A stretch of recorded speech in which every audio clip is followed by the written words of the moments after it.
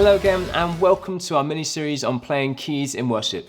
If you haven't checked out the other video in this series, I'd love to encourage you to do that as we're building up from video to video. In this video, we're going to look at how you as keys players can play well with other instruments in the band, how you can complement what they're doing, and how we can all come together to do our primary goal of leading people into worship and leading people to God.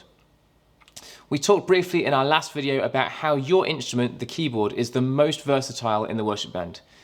Now this is a massive positive to your instrument, but it's also a danger. You have the possibility and the potential to walk over everything that everyone else is doing.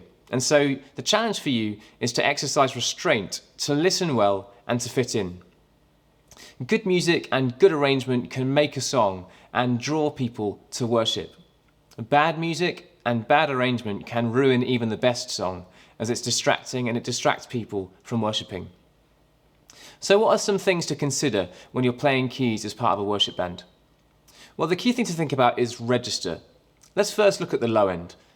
Part of the drums and bass guitar's role is to provide that united low end that drives the music forward, giving rhythm and a foundation for the rest of the music to be built on.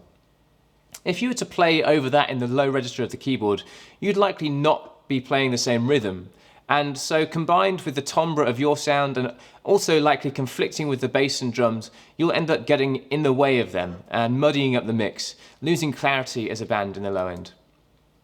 Sometimes though, you might not have a bass player, and so then you can fill in those frequencies by dropping your left hand down and playing those low notes.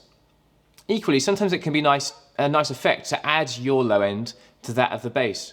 You just want to be careful that you're not doing this all the time, and that it's an effect used when deliberate and not a constant thing.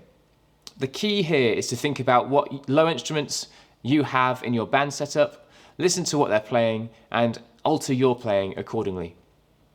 It's similar with electric guitars. Often the electric guitar will be playing riffs that bring freshness to the arrangement of the song, hooks to tie the song together, or a melody that complements a vocal. The key here is clarity. If you're playing in the same register as they are, with a very distinct sound, you're going to be walking all over their riff, thereby losing clarity and therefore losing the effect that the guitar riff has.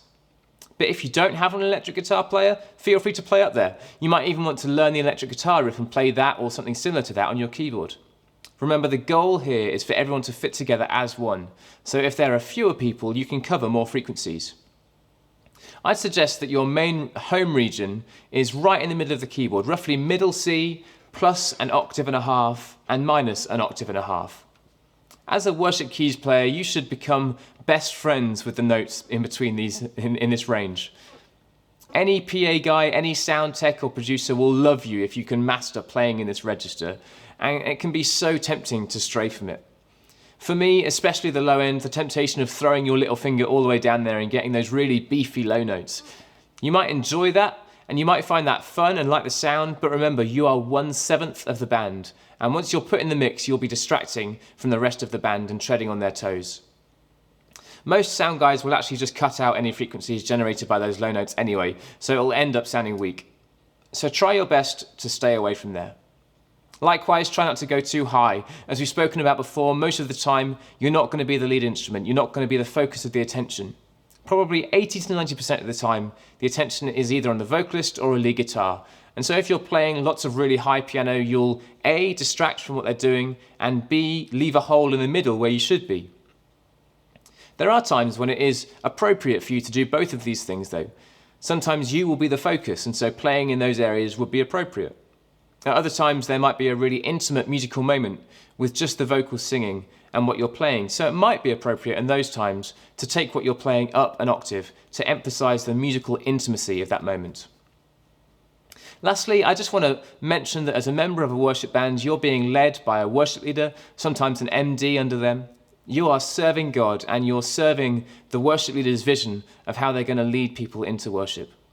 Often they might ask you to change what you're playing, or to play a specific thing, or to even stop playing at a particular moment. Try and remember that you're here to serve. You're part of the team that's leading people to God, and you're being led by a worship leader. So try your best to respond humbly and with a servant heart, and try your best to serve their vision. So remember, you're 1/7 of our band setup. Try your best to remain in your zone and learn that part of the keyboard really well. Learn how it feels to play there. In the next video, we'll talk about chord inversions and how you can use them to bring variety to what you're playing in that region. See you there.